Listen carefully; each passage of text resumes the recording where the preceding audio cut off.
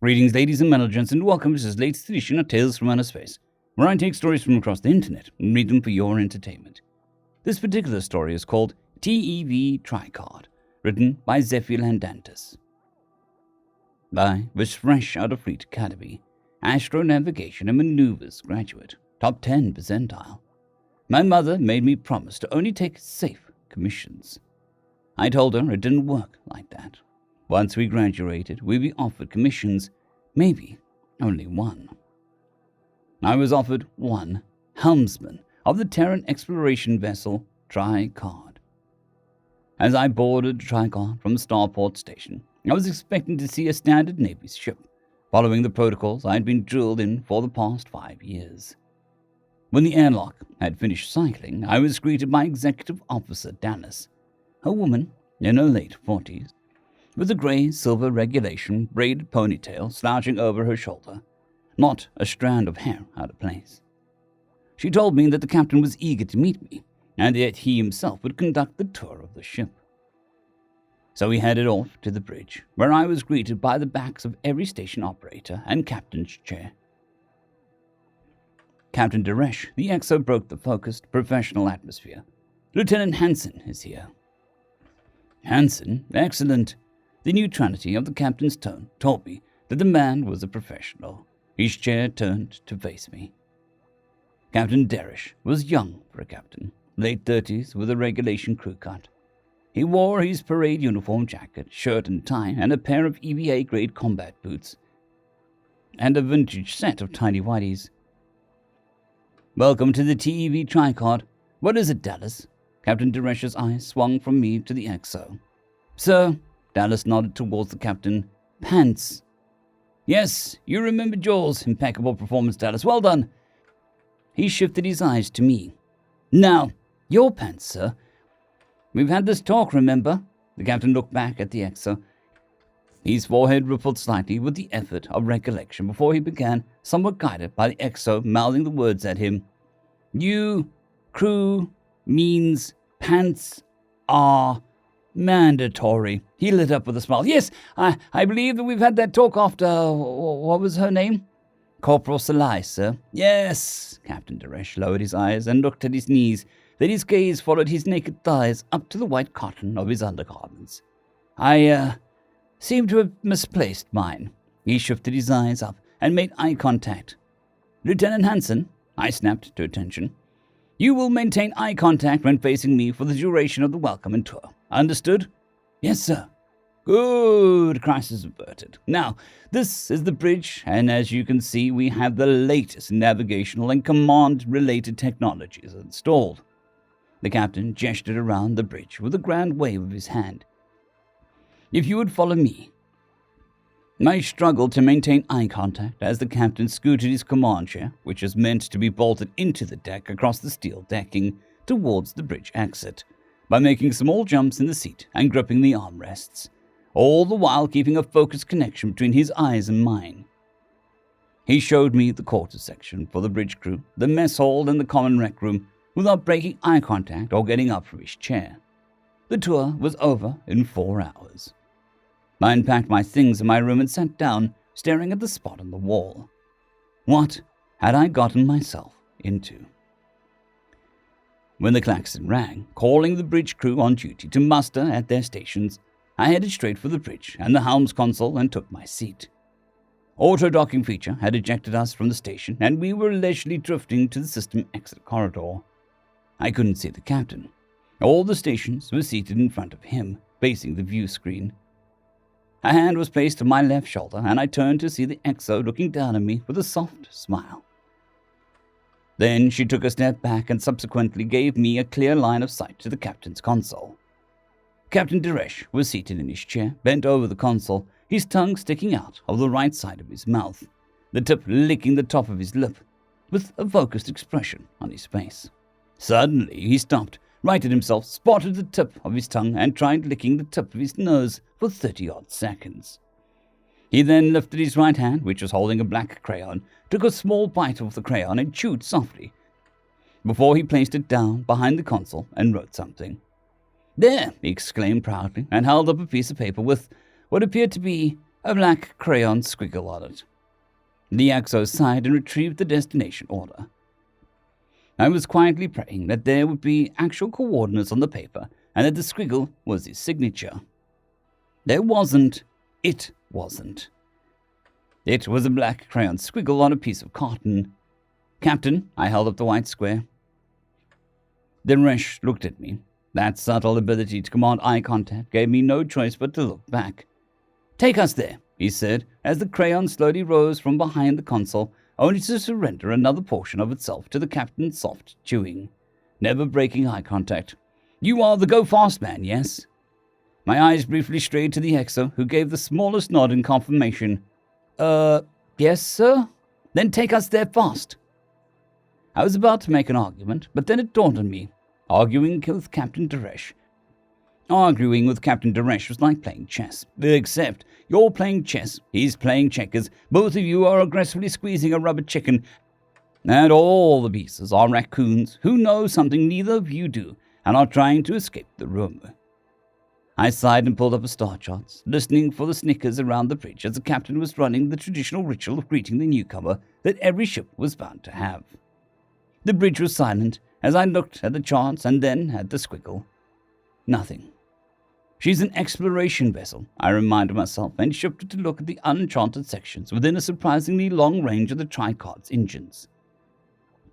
There it was, an unexplored nebula that faintly resembled the squiggle. I shrugged and plotted the course, bringing the destination on the main view screen for the captain to verify. "Excellent," he exclaimed. "Now go fast." I aligned our heading to match the course and initiated the FTL countdown. As the engines warmed up and the sublight engines accelerated us up to takeover point, the captain put down his crayon, grabbed an invisible wheel in front of him, and made the sound of an idling engine with his mouth. As the FTL engines took over, the captain tore out an imaginary gear shift while his left steel-plated boot stomped on the decking and then stomped his right foot into the decking as his idling turned into an accelerating pitch. Once he reached peak, he shifted again, and the pitch reset. He kept us up for the full 6-hour flight. 2 hours after we departed, I was relieved by an auxiliary officer to attend to my mid-shift break. According to protocol, I read him into the heading and the parameters of the systems before I left the bridge. Once the door shut behind me and I was alone in the corridor, the absurdity of the situation hit me like a brick wall. I cannot report how I arrived in the mess hall or what I was eating. I simply cannot remember. I came to, sitting with the loaded fork hovering in front of my mouth, staring at the wall opposite me as the Exo sank down in the vacant seat, breaking my sightline to the aforementioned wall. "So, Hansen, what do you think?" "Well, she's fast. Exploratory vessels have priorities in engines and maneuverability. Due to previous experiences, we've had no offense capabilities," she explained casually. We sat in silence for a while before my mind finally wrangled control of my communication skills. "The captain seems," I began, but the Exo cut me off with a wave of a spoon. "Insane," she stated matter-of-factly. 100% certifiable, an open and shut case of crazy, completely out of contact with reality." I nodded carefully in agreement. She leaned back. "He is," the phrasing was followed by a sigh. "But somehow he's managed to keep us in one piece during 7 tours. The crew love him, and the ship is designed to make it impossible for him to break first contact protocols. In case we find someone else out there and not just remnants of defeated civilizations." She leaned forward and gestured for me to do the same. "I think he has a special ability," she whispered. "I hope you never get to see it." She finished and then she got up and left the mess. I returned to my console and spent the rest of the flight wondering what she had meant. 5 minutes before we were scheduled to decelerate, the captain called my attention. "Go fast, man." "I am, sir." "Full stop." "Yes, sir."